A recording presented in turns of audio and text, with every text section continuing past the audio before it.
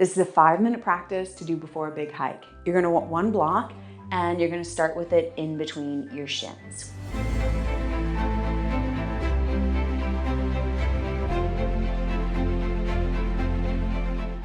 Find a spot where you can hug in and then float onto the ball of your feet. Really press through the big toe mound and the big toe itself, and then lower down slowly with control and without rocking back onto your heels. So your toes are gonna stay down. Keep going. You're gonna do a few more. Inhale, lift, and exhale, lower. Now, chances are when you're hiking, you're gonna be looking down, at least some. So hands behind your head as you lift the heels up. It's gonna help you get stacked, keep the head back, shoulders back, and still be awake and alive in your feet.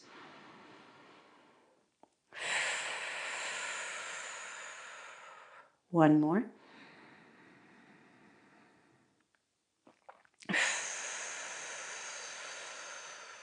Now keep the hands behind your head, keep the block in between your shins, and bend your knees for fierce pose. And I'm gonna drop the torso down quite a bit. That's just what my body needs. And then drive the heels down, stand up, and you wanna get stacked again. And then keep going. Part of what happens with hiking is we put ourselves in different terrain, uphill, downhill, rocks, maybe hopping over logs and other things. Maybe there's even a little bit of a scramble at the tip top. And we want to orient our body to our own center because we know we're going to be off center a lot, especially with the head moving forward and down. We want to be agile in our feet, awake in our legs. Last one like this. Okay. And then remove the block. And you're going to ground through the left foot and draw the right knee into your chest. And then you're going to hold with the left hand on the front of the shin and take the right arm up and around for a twist. Keep the pelvis steady. Keep pressing through left big toe mound and inner heel. And then inhale back to center. Option to swing both arms up. And then hands down and foot down. Left knee into your chest. Fun fact, this movement in child's pose gets the one quad muscle that goes over your hip and over your knee.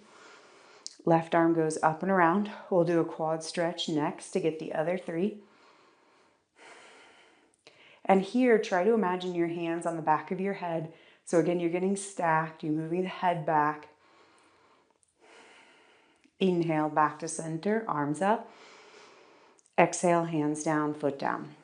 Now, left leg back behind you. And then you're going to put your right hand behind your head and you're going to kick back lightly. Now, I'm not going to go into a dancer or bow shape. I'm going to keep my knee in line with my standing knee, but I'm kicking back enough to activate the quads, and then I'm lifting up through the low belly, lengthening psoas, and then hand behind the head keeps me upright in posture. And with your next breath, go ahead and release the foot, change sides, ground through the standing leg, catch the foot back behind you, line up the knees, kick back. So there's a lot of kicking back, even though there's no change in my body placement. And so it's isometric. And then the more I elongate through the spine, and it's almost like I'm trying to touch the knee to the floor, like I'm trying to grow a leg. Again, that will get you into the psoas space. And then release. And we're going to take a wide-legged stance to wrap up. Slide your hands down your legs and fold. You're going to inhale, bend one knee and lean to that side. Exhale, come back to center. Inhale, go to the other side. Exhale, return to center. Now you can stay high or go low into what's sometimes called Skandasana. And here we're looking to open the inner thigh line, the outer hips, but also, again, to get some agility in the legs. Some of you will have the capacity to lift the hands up. When you do that, the extended leg, the foot stays down. Notice again that big toe mound. And then I pull with the inseam of the leg to go across. So continue with the side to side movement, whatever variation you're on. I don't do this one a lot. It asks for a lot, and especially if I'm in like a parking lot, on a trail, I will stay in the more upright position a little bit more time.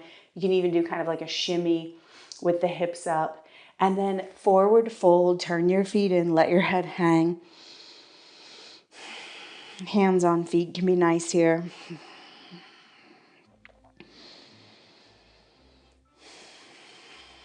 And then roll up to standing. Heel toe your feet closer together. We're going to finish with Bandha breathing to get the deep core turned on. Inhale, arms go up and around, fingertips touch at the top. Exhale, bend your knees, bring your hands through the center of the body, press the breath out. You want that plunger effective lift in pelvic floor, low belly. 2 more. Inhale. Exhale. 1 more.